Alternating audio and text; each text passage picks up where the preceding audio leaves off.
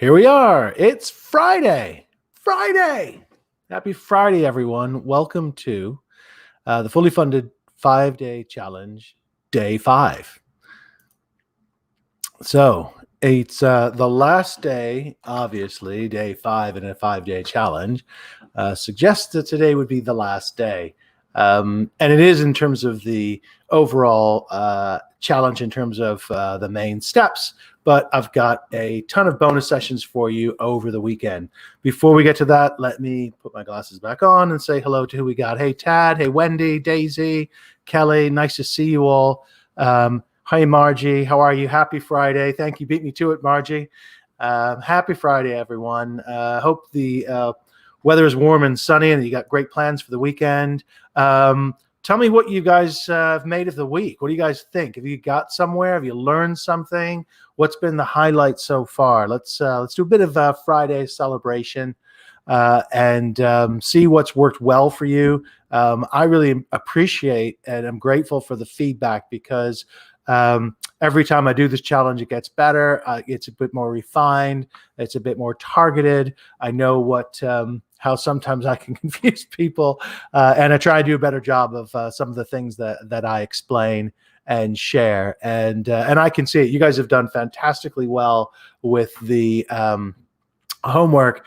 And I'm obviously presenting and explaining things a bit better. So drop down in the comments anything that you thought was really, really useful, anything that you found particularly valuable this week, and anything that is still a bit confusing, because we can pick that up over the weekend. Let me tell you about the bonus sessions. So the first one is the laser coaching tomorrow. And I think we've got maybe 5, 6, 7 people signed up for that.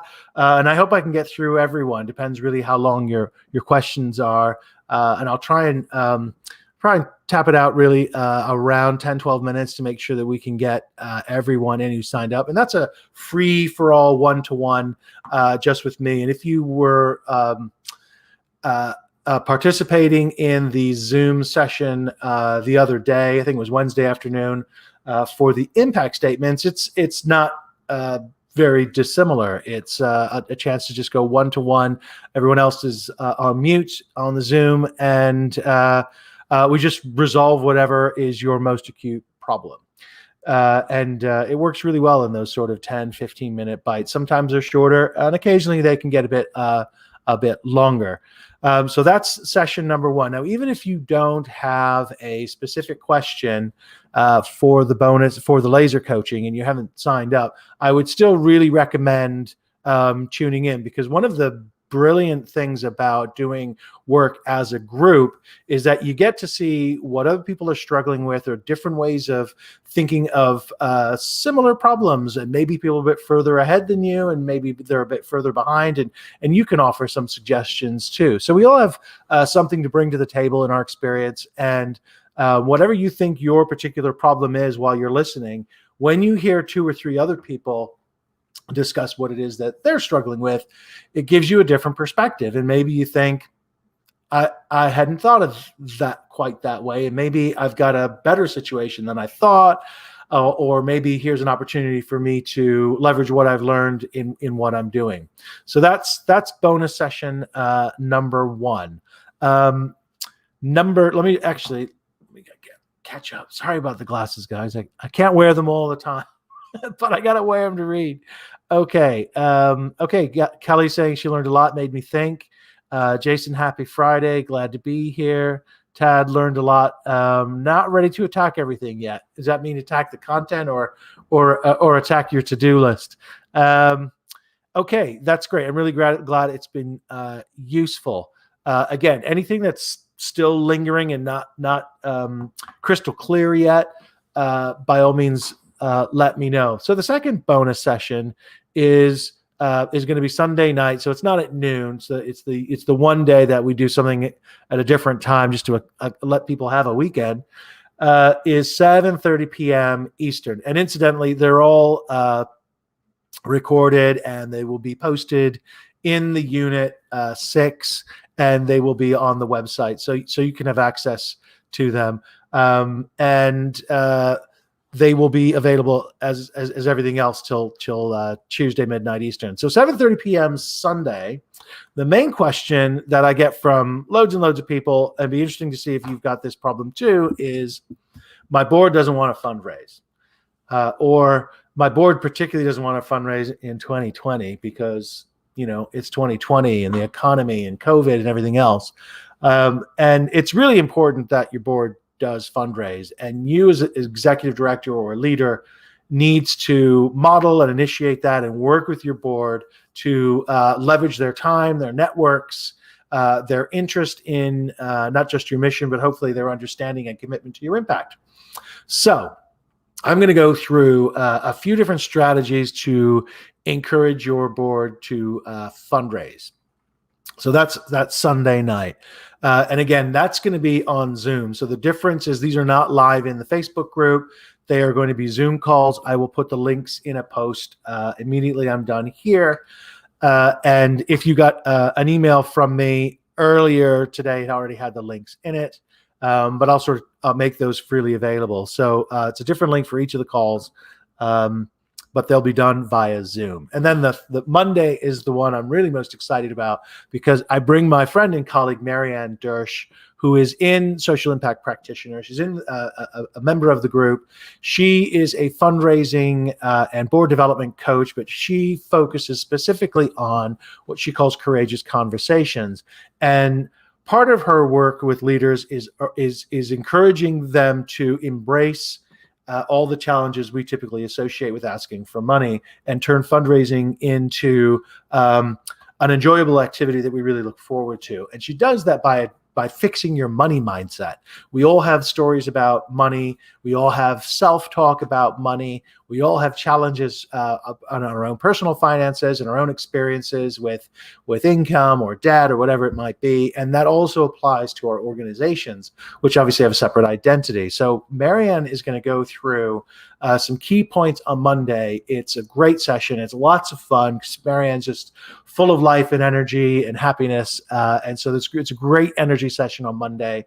And if you are planning or thinking about Mission Critical Academy, it's worth letting you know that I asked Marianne to design a special 2-part workshop as part of the onboarding to Mission Critical Academy. So the deeper work that she's going to refer to, because it's only an hour Zoom on Monday, is something that you get as part of a member of Mission Critical Academy. It's sort of rolled into to that process. So come in and listen on Monday. Here you'll get a lot out of listening to Marianne, and maybe it will persuade you to, if you haven't already, join the Academy. And so while I'm on that, I'll just remind you the membership is open, and if you've got any questions about it, if you've had a look at the membership page and still unsure whether it's right for you, by all means, give me a whistle or an email, or reach out to me on Messenger, and I'll be happy to answer any questions. And that segues nicely into the final bonus session, which is 12 noon, our regular time slot, 12 noon Eastern, on Tuesday. And I think Marianne will be able to join me for a bit of that too. So that's an open Q&A. That is whatever you want to talk about. So we could end up doing a bit of laser coaching, or Marianne can follow up with a bit of money mindset work, or we can talk about your board not fundraising, and we can talk about any aspect of the challenge. So the other thing is, it's an open Q&A for 2 nonprofit coaches. So whatever it is that is concerning you, even if it has nothing to do with the challenge, you can come and ask us. And it's a good reminder that the Mission Critical Academy is a 360 one-stop shop for all aspects of your nonprofit, except for the legalistic incorporation stuff that is state by state. So we don't get into that detail, but everything about running it and operating it, from boards to programming to fundraising to social media to your systems to your metrics, everything is included in that 12-month VIP coaching program. So again, any questions about that, let me know. Okay, so where are we, folks? We are in day 5 of 5. So we started with our impact statements because it's not your mission that matters if you want to stand out in this particular fundraising climate. And then on Tuesday, we had you generate and confirm your fully funded number, which is your budget, what you're going to spend. It's your reserves, what you need to save and put aside, and it's your growth and your investment for the next year. So spending, saving, and investment or growth. And then we also talked about understanding the process by which you deliver and produce that impact for the people that you serve. And I recommended that you do that from the user's perspective. It gives you great insight. It opens a lot of conversations and reminds us that when we are working with people, we're working in partnership with them. We're not doing to them, we're doing with them. And we want them to have the best, not necessarily happiest, but the best experience possible and the straightest line to impact. And that helps us understand our services really well, but it also gives us the hooks and the lines that we want for the storytelling method that we did yesterday. And in between, on Wednesday, we went through all the income sources. Hey, Shante, welcome. Happy Friday. And I had you identify 3 as a minimum because we want that blend. And we'll be coming on to that in the gardening method in just a moment. One of those sources must be, if you are a 501c, it really must be individual gifts. Some people refer to them as major individual gifts because as opposed to the sort of the routine small ticket numbers, but really they're all individual gifts. And this is the charitable donation that from individuals that the 501c tax status gives you access to.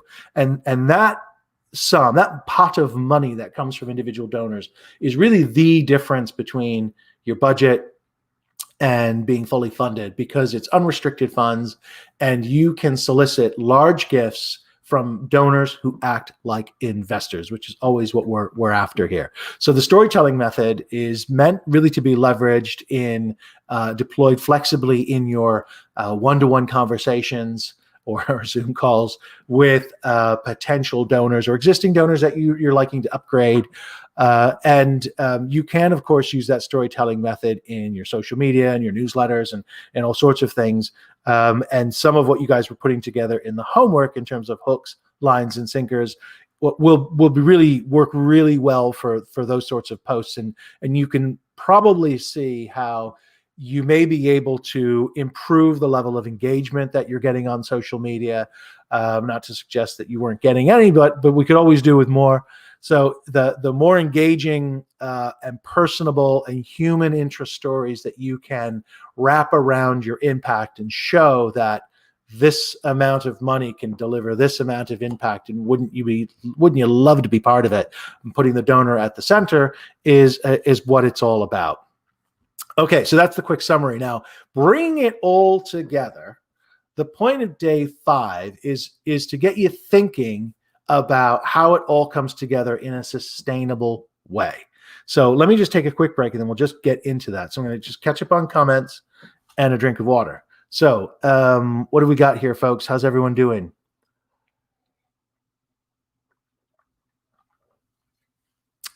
Okay, thank you. Let me share my screen. Everyone ready to go into the content for today? Okay, I always forget where to click here. Right, here we are. Okay, this one. Right, okay. So it is day 5, your mission critical development plan. And a development plan is your fundraising plan. Those are not mutually exclusive. What's the terms? They mean the same thing. It's Friday. They mean the same thing. So I'm going to tell you about the gardening method as a way of constructing your mission critical development plan. So let's just do, I already did a bit of a summary, but let's just do this again here at the top before we get into the gardening method specifically. Who, by the way, has a green thumb? Does anybody actually do gardening, or maybe we have some ambitious homesteaders here who are growing their own vegetables and canning and doing all that fun stuff. I've tried to do that in the past, but I love the idea, but I just don't. I've never really found the time to do it well. So if we got any gardeners, any genuine gardeners, Tad says yes. Good. Tell us what you grow. Tell us how you do it, and you can tell me where I get this completely wrong. I think as a metaphor, it works okay. So what we're trying to do, of course, is engage donors as blank. That word is investor, by putting them at the center of stories.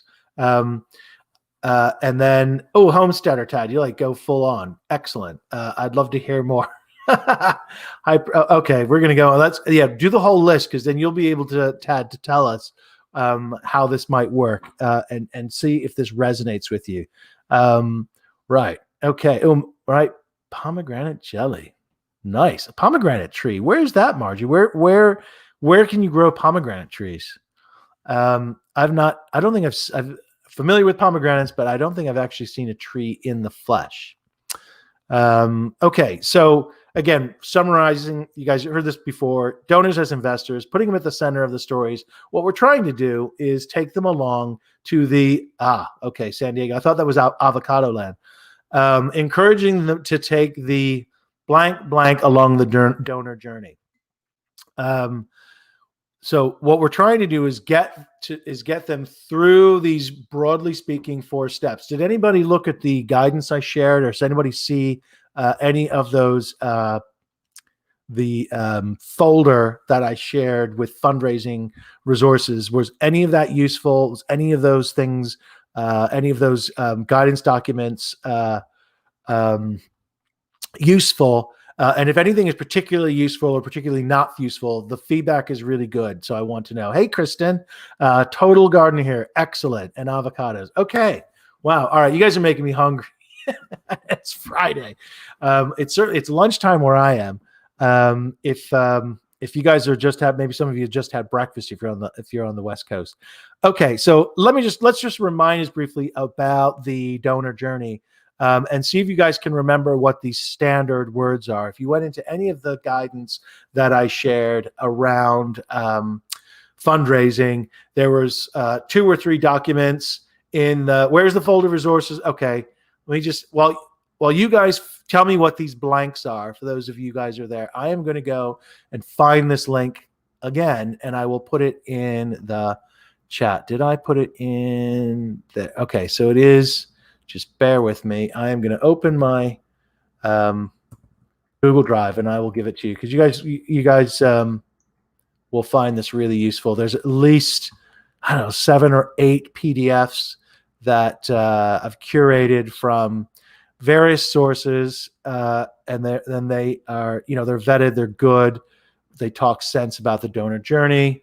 And some other things. So let's see where I'm shared fundraising archive. Okay, I've got it. Now let me give you this shareable link.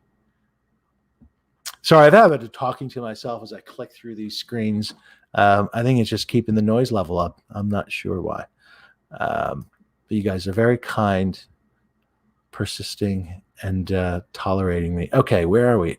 There. Okay, I always got to figure out where I'm clicking. Okay, so that is not it. I thought I had, I obviously clicked on the wrong thing. Okay, come on.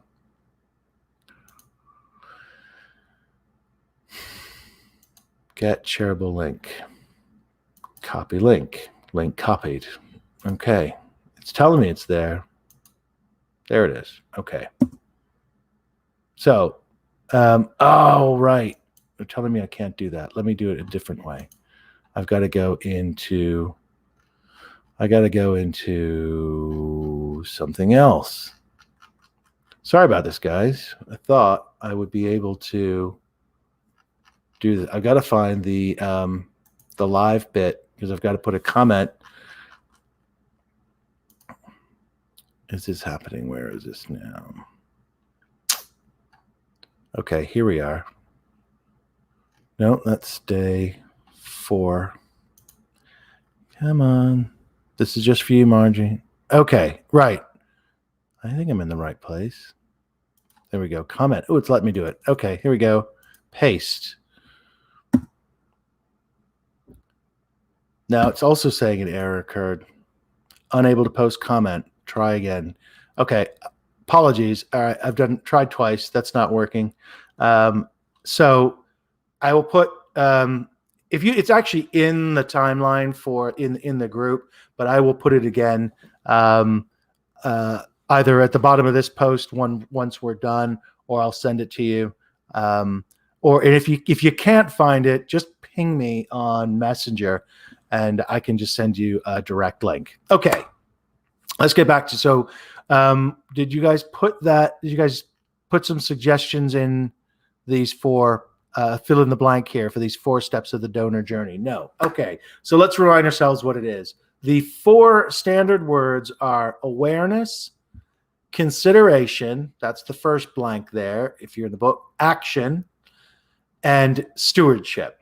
Okay. Awareness, consideration, action, and stewardship. And I gave you, I could scroll up, but I won't. I gave you on day 3 alternative words. So we explained what those were. Awareness is obviously donors getting familiar with what you are. Consideration is they're moving towards considering a gift. Action is the act of giving, and stewardship is the act of maintaining a relationship with the donor after you get at least the first gift. And then I gave you 4 alternative words. Anybody remember what those are? I'm going to give them to you now anyway, but if anybody can remember, get some extra bonus Friday points. So the 4 R's is awareness, but what I strongly recommend is to also think of it as listening. Because when we think of awareness, we think of pushing out lots of information online and through email and so on, telling them about us. And really, we want to hear what they're interested about, particularly those that maybe we are cultivating for a larger gift. So that's part of the listening, and that you can see how that works with the hook, line, sinker storytelling method about listening. The second, where it says consideration, is that's much more around inviting. So you want to invite them into your world and become familiar with the rationale for your impact, the people that you serve, the impact that you create for them, and so on. And you invite them into your space, and that helps further whether their consideration. Because let's remember, you don't want to cultivate people forever. Cultivating takes time and effort. So you don't want to be afraid of repelling certain people. You know, it's better to get a no than be maybe forever. And this is something that people also struggle with a bit with the impact statement. The impact statement, of course, this crystal clear single sentence. And our tendency is to try and do a mission statement where we want to embrace the whole world and encourage everybody to consider us. Well, we're actually we don't. We want our people. We want our people who are going to really be as devoted to our impact as we are. We're doing the work or organizing the work, and our other champions and cheerleaders are helping us fund it or helping us promote it or amplify the message or playing one of those roles. But we really want people who get it. We don't want to spend a lot of time, our limited resources, appealing to people who, are lukewarm about it. We want people to be, boiling hot with the same sort of passion that we have. Okay, so action is the third one. That's the act of giving. The alternative word I gave you was ease. We want that to be simple, quick, painless donations. And then finally, stewardship. That's embracing. That is someone has decided to participate with you by giving a donation.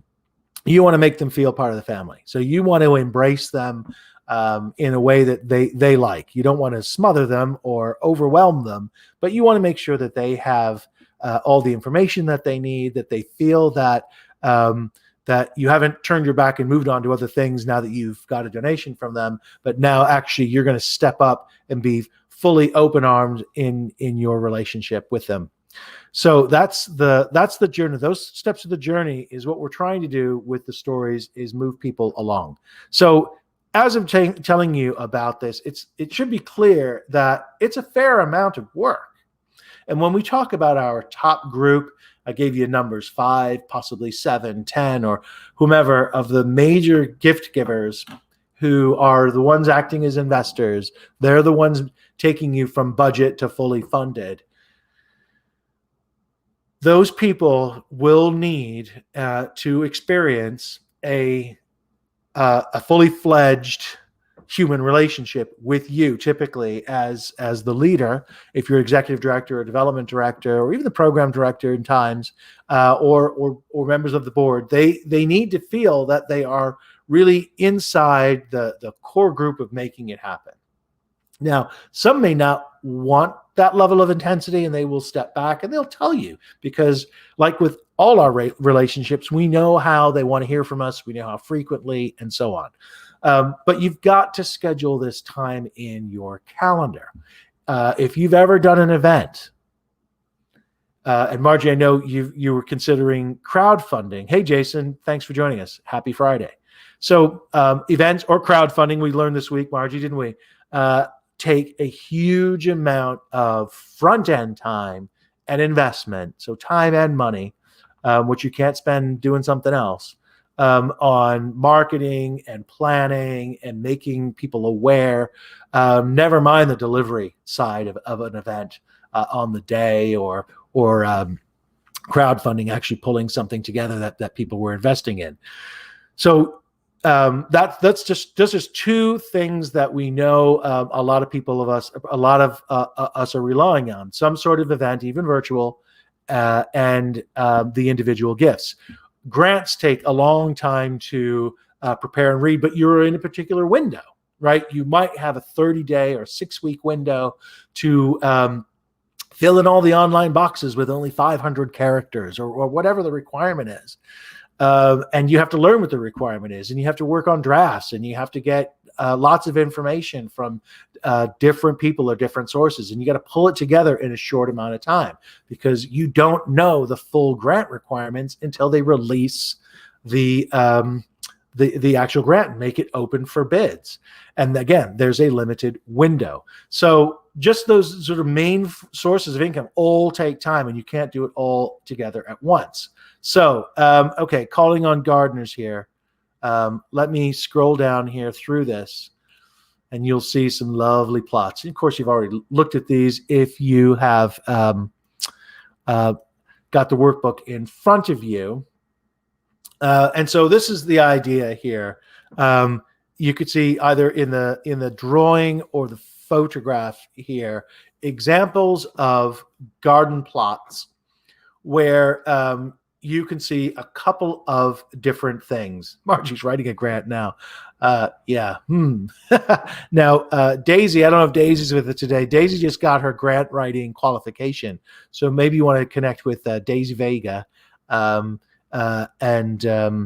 see if, actually, I'll see if I can write a comment, and I'll see if I can call Daisy.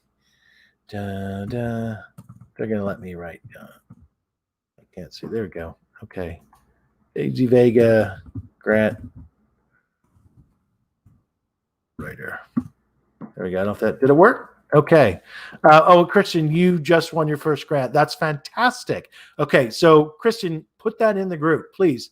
Let's celebrate, not just because it's Friday or in the challenge, but in Social Impact Practitioner, in the main group, put in your successes. If you submitted a grant and you want us all to cross our fingers, do that. If you've won a grant, so Kristen, that's fantastic. We want to hear about it.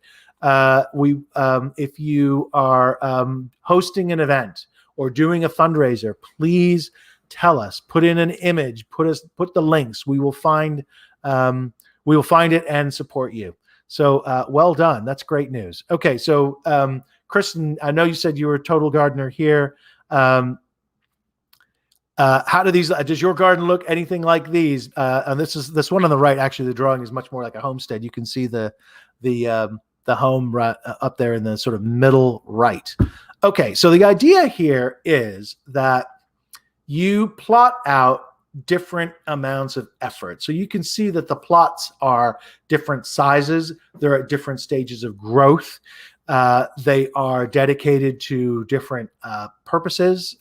So some may be lying fallow, some might be producing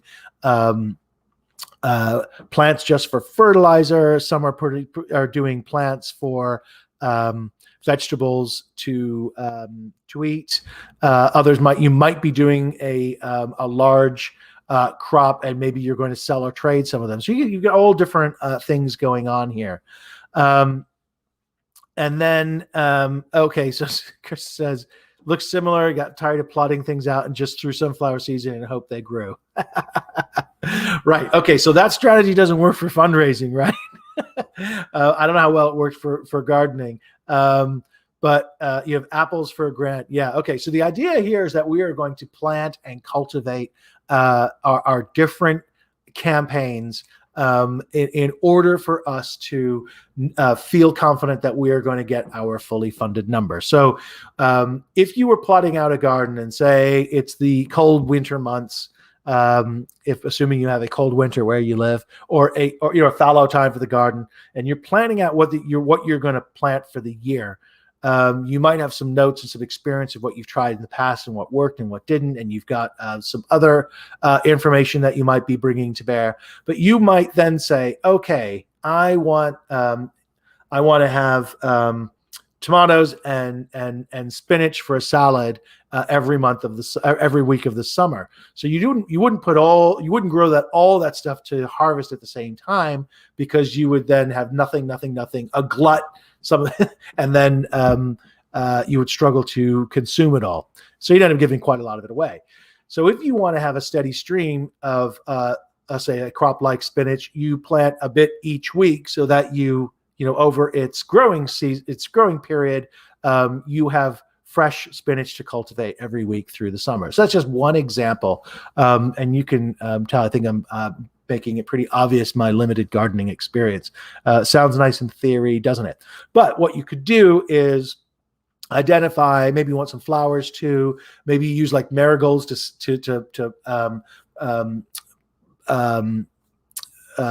the word? And it's not scare off the squirrels, but they don't like the smell. So you can put marigolds. So you might have to grow some marigolds just for that purpose. So you have lots of different things you could be doing in the garden.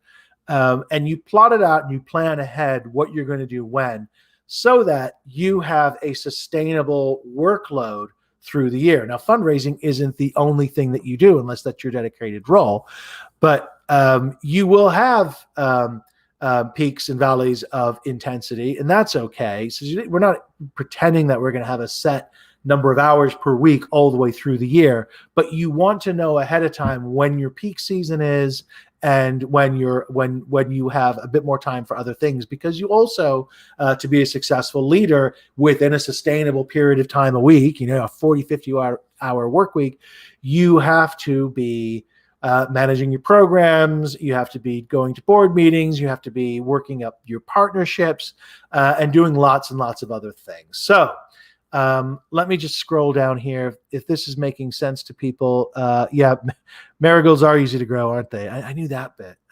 Lots of squirrels here in Ohio. Okay, so let me scroll down just a wee bit more. Okay, so I'm going to take away the pictures, so that I could just be really clear about who's doing what. Okay, I see Daisy's joined us. Daisy, I tagged you in the comments because we've got some grant activity here in the group. So if you want to introduce yourself and your newly qualified status, you may be able to partner up with some folks. Okay. Yeah, Margie, I could as Friday, facetious Friday. Yes, not doing it all at once. Okay, so in the gardening method, this is the way that, and of course this is a metaphor, but here's the idea. So you have a parcel. Each part of that plot is your campaign. So it could be your direct mail, or it could be even just putting a button online. Or it could be, a Facebook campaign. It could be your event, your grants, and I would put probably each grant in a different parcel, because they're going to require different things. And then the the crop is the detail. So you could have a parcel for one grant and another parcel for a second grant, because the crops are going to be different. So one is, say, for maybe you're just doing a $20,000 grant that you have 3 weeks to prepare, and another one is a $100,000 grant, and you're going to have 6 weeks to prepare, and you're going to need a lot more information and preparation for it. So the crops there are different, and then the actual plants are the individual donors or the investors, or if you think about it. So if you had one parcel for individual gifts, and then the plants in that bed are all going to be the people that you are prospecting to try and move along the donor journey. So again, this is just an idea, a framework of thinking through it. The other element of it, and here this is really important, is who are the gardeners. So there's you and any other paid staff. There's obviously your board. Donors can, if they've been with you for a while, will help you get other donors, so they have some work to do, and then obviously volunteers. So what you want to do is make sure that everybody knows what they're doing when. So there's the tilling and the planting of seeds, and that's the prospecting or the awareness or the listening, what's going on, and understanding where people are coming from and what is going to pique other people's interests. You've got your weeding and your maintenance once those seeds are in, and that's the consideration. So people are around, they're inviting, you've invited them into your world, and you're hoping that you're going to grow and cultivate them. And that's when the ask is the harvest. So obviously harvesting can take really long time if you're on a major farm or a homestead. But if you are doing vegetables, and so you can go and pull out carrots relatively quickly, and again, you want it to be easy, quick. You don't want it to be bogged down with a bunch of other activities. So the action or the ask of getting that donation or getting that money in, it could be an email back from the foundation that says congratulations or not on your grant, and so on. And equally, if you're talking about an event, obviously there's a level of intensity, a small window where most of the cash comes in. And then there's the aftercare. So once you've done your harvesting, you have to clean up the bed and prepare it again for its next use. So those are just pulling that metaphor through of gardening as a way of plotting out in your work calendar what you're going to do, when you're going to do it, who's going to help, which roles are they going to play, and how does it feel. And you want to have more or less the whole year mapped out ahead of time. That's what a development plan is for. And that way you can feel some confidence about reaching your fully funded number. Okay, let me, I've already got my glasses on. I can read these comments. How about that? Okay. What tool does everyone like to plot their garden? CRM, Project Management Planner. So I would say, Margie, that's more likely a project management job. The CRMs are really good for, some of them can accommodate events or aspects of events. And really what you're looking for your CRM is a way of managing your communications with donors or volunteers and or board members. Okay, so how do people feel about that? Does that make sense? Can you imagine? Margie's given me a good indication that it makes sense. We got a couple of gardeners here, Tad and Kristen. How is that feeling? Can you imagine putting your fundraising efforts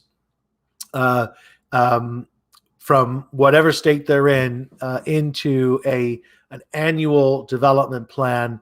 And you don't have to necessarily use this method, literally, but this is a method or a framework for understanding it. How does that feel?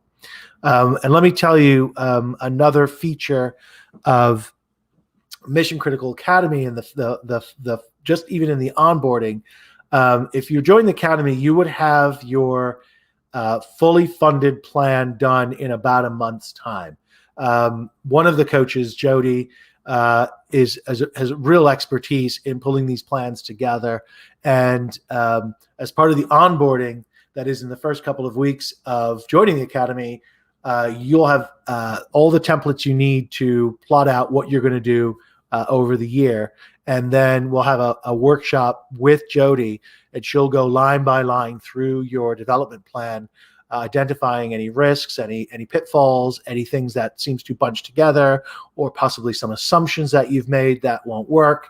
And at the end of that workshop, you have a fully vetted development plan that will get you fully funded. And so then all you really have to do is execute. I mean, I say it that way, but you could execution, as you probably know, is a lot quicker and easier if you are not second guessing yourself, if you're not wondering how something's going to work, if you are looking around for blank sheets of paper instead of having all the templates and tools laid out for you, if you don't have that helping hand, if you don't have that expertise at your beck and call like you would in the academy.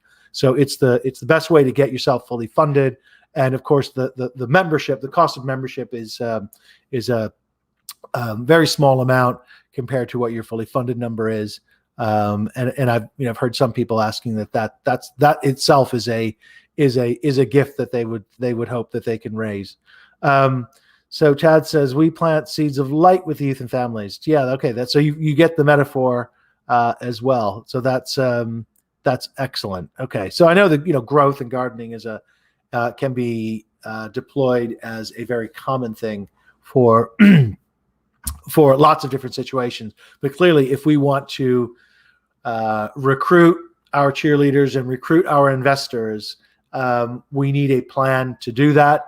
You need a plan that you feel you can execute. I'm just reading Margie here. Plant seeds with our donors, but have to prepare the soil. The way that's certainly a perfectly legitimate way of thinking about it, tilling than weeding. The way I sort of was suggesting, Margie, was that the plants are the individual donors themselves. So they in a sense are the seeds. And then, you want the soil tilled. You want the soil to be in good shape. You need to weed it and maintain it and so on as they are learning about you and asking questions and getting more involved because you've invited them in.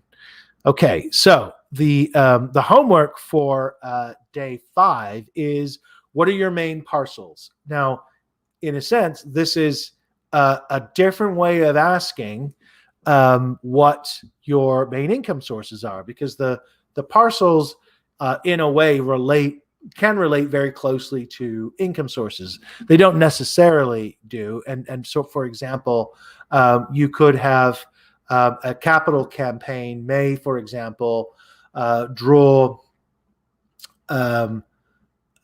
income from a couple of different places. You may have grants associated with the capital campaign. You may have individual gifts associated with the capital campaign, and legacy gifts and other sorts of different things. And of course, you might be selling things. You may be doing other forms of peer-to-peer fundraising and so on, all associated with the capital campaign. So there isn't a precise one-to-one relationship between your income source and the parcels. But what are your big pieces, is another way of saying it, for your garden this year? What do you think you guys are going to be doing, and what challenges are you expecting over the next 12 months in terms of getting fully funded with the income sources that you identified on Wednesday, the minimum of 3, and deploying some storytelling methods, but trying then to plot out your effort over the year? What do you think some of the issues are going to be? So let me know, and we can pick this up. We've got about 15 minutes to go over any other questions that you've got related to the gardening method, or any, in fact, we can open up questions to anything related to the rest of the challenge if you want to. We can use that time that way. So what I'm going to do, I'm going to scroll up just to give you a last little bit of the picture here, and then I can come away, I think, from the book, because you guys all have the workbook, and while I'm waiting for some comments here, what you guys have issues with, let me see if I can try again to go into, if I can post the fundraising. Okay, here we go. Okay, so fundraising archive, take.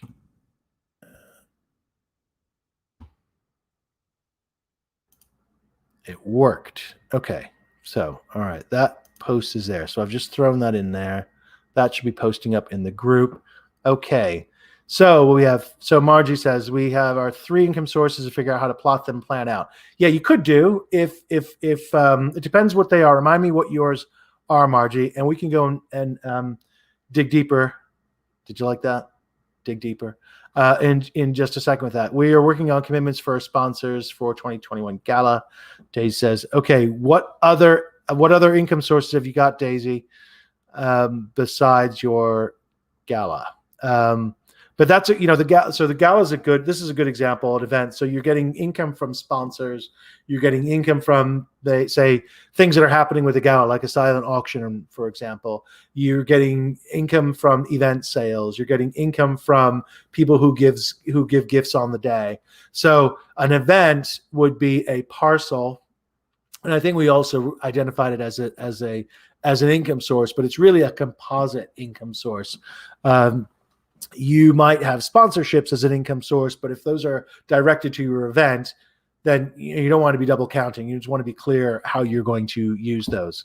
So Margie, let me know what your 3 income sources are, because I honestly can't remember off the top of my head. I apologize. And let's see what they would look like in terms of your how you might plot them over the course of a year. So just wait for Margie to put those in. Okay, here we go. Individual donors, e-commerce, and recycling programs. Okay, so so those would be, I think, fit nicely into 3 different income streams, because your donors you'll be cultivating. You're going to try and get those meetings with top folks. You're going to prospect them and move them through the donor journey. So that makes sense. E-commerce is a, sort of your social enterprise thing. So you're basically selling things online, I take it. So that's a pretty smooth, relatively constant all year. If you've been doing that for a while, you already know what takes time in doing that. There's a lot of things behind the scenes that take time to do that. And of course you have to market your products and services. And then your recycling program, is that where you are collecting things and then generating income through that? In that case, again, you probably are familiar with the time commitment associated with those projects. And if that sounds like it could be also core programming. So what you probably have scope to do is add another income source, like, for example, grants or corporate sponsorships, or corporate grants, corporate giving, that would fit in possibly depending on your time. I'm not implying that you've got spare time, that you're not using your time wisely or anything like that. But in terms of giving yourselves a spread of income sources, you could probably leverage more of your 501(c) status than just the individual donors. You could do some other things there too. So in terms of plotting those out, am I correct in guessing that numbers 2 and 3, the e-commerce and the Waste-Free World recycling programs, are sort of known entities in terms of how you plot the time? Yeah, Grant. Okay, so Marge, I think your income sources and your plots are very similar. And crowdfunding, sure. I would rather you do that than an event.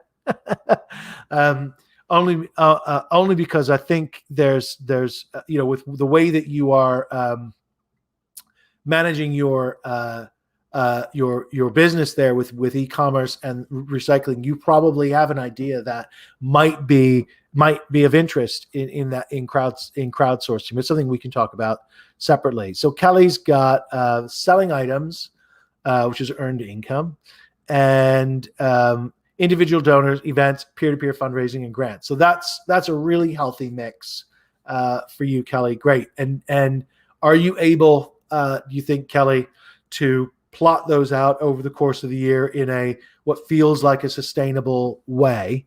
And if you, let me ask you this: if one of them had to go because you didn't have enough time, which one would it be? If one of those had to go out of those five, which one would it be, and why? Because just looking at the list, I might suggest that with all that going on, events may not be the best use of your time, unless you were to say, oh no, our events are really, really lucrative. We know exactly what we're doing. It's a well-oiled machine. We can run these events over and over, and they're generally successful. So it's a good thing for us to be doing, and so on. If that's the case, then obviously you don't want to break what's working. But bearing in mind that all events, even the most successful ones, have a shelf life. So if you've been doing it a while, you'll know you need to refresh them and add some new elements to them all the time.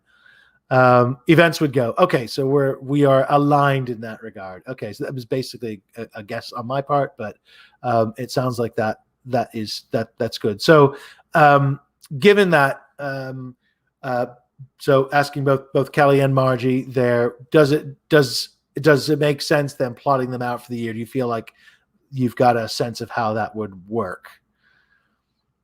Let's see who else we've got here. Kristen, if you're still with us, what are your income sources? I don't know if you did the 3 on Wednesday, but if you've been following along, what are the 3 income sources, and could you plot them over the year? Jason, if you're still with us, I know you've got also social enterprise stuff, which is, it's got a slightly different approach to it. Let's see, got some new comments here. Okay, individuals, grants, P2P marketing. Okay, so Daisy, that resonates with, I remember what you told me about your nonprofit.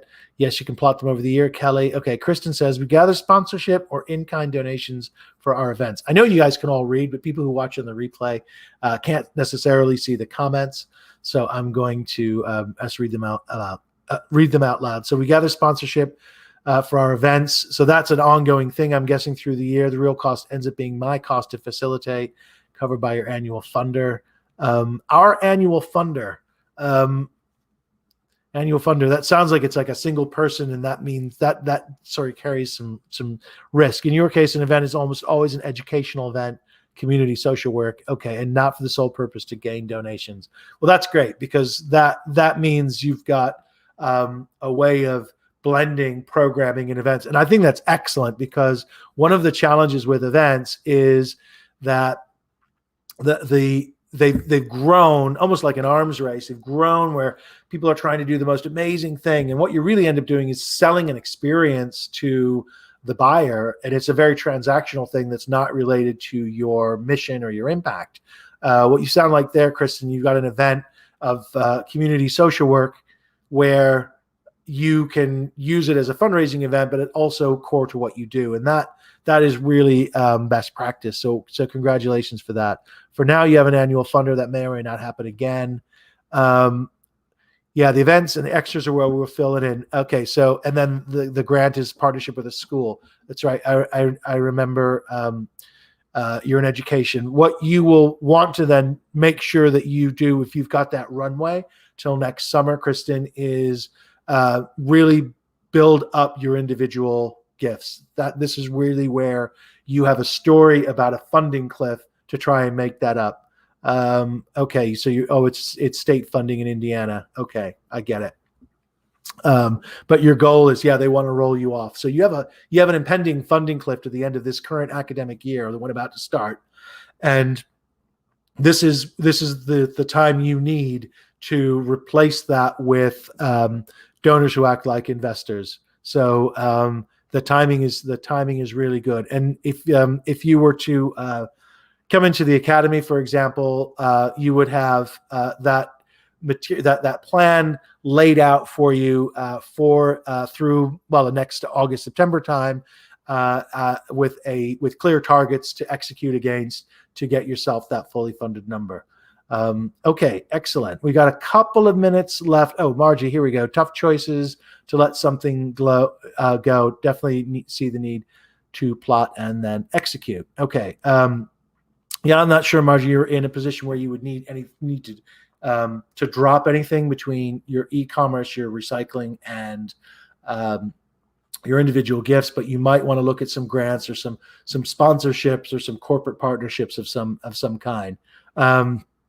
You're right. I cannot see you in Indiana, Kristen, nodding, but I'm glad that you are. Okay. All right. So I'm pleased that this overall works. As I said, it's a framework. The formal challenge now sort of coming to a close. As a quick summary, we went impact statements, fully funded number, income sources, storytelling method, and now bringing it all together in a plan that is sustainable. Because let's face it, as nonprofit leaders, we're trying to change the world. We want to make it a better place. We cannot run ourselves into the ground. We need to look after ourselves. We need to maintain our own wellness. And that means a sustainable work-life balance, 40, 45, 50 hours a week if you're working full-time. And you want to be able to achieve all your goals in that period of time, which means choosing to do the right things. And your impact statement tells you that from the very beginning. So it's got a very strong internal operational function in helping you focus on the things that counts the most. Okay. And that's what Mission Critical Academy is all about, making sure that you're only doing the things that you absolutely have to do to get yourself fully funded and to deliver the impact that you are trying to achieve. So this challenge has been, a bit of lighthearted fun as a way of sharing some insights on how you can up your game by focusing very clearly on impact and how it can help you drive a successful year of fundraising and get you not only just your budget and your reserves, or start to build them up if you haven't done so, but also get you money to invest and grow year after year after year. And you want to have those donors acting like investors, and they're going to partner with you because they believe in your results. Okay, so thank you guys all so much for spending the week with me, for doing the replays at night. If you're watching this later, thank you. It's a Friday evening, not how everyone would choose to spend it. So I'm doubly grateful. Remember, there's bonus sessions. Tomorrow is the laser coaching at 12 noon Eastern, 7:30 p.m. Eastern for the board fundraising session. And then please mark your calendar to come on Monday to hear Marianne talk about fixing your money mindset. If you have any ill feelings or negative feelings or even just questionable feelings about fundraising, you will feel differently after that 60 minutes. It will be recorded, but all the videos come down at the end of Tuesday. And if you have questions, you can come to the final ultimate Q&A session on Tuesday, and that's ask me literally anything. And please reach out to me if you have any questions about becoming a member of Mission Critical Academy. It'll be the best investment you can ever make. You will be in a completely different place in 12 months. All the things that I've been talking about you achieving, you will achieve as a member of the Academy. And I would love to work with you. I've got a great team of coaches on boards, fundraising, and one Jody who will pull this plan together for you. Literally in about a month, you'd have it all done and dusted and ready to go. So on that, I will bring it to a close. It's 1 o'clock. My computer's telling me. And so thank you for a fantastic hour. Reach out to me with any questions, and I will see you all in the group. Take care. Okay. We're done. We are done. I know we're done. There we are. Okay. We're done.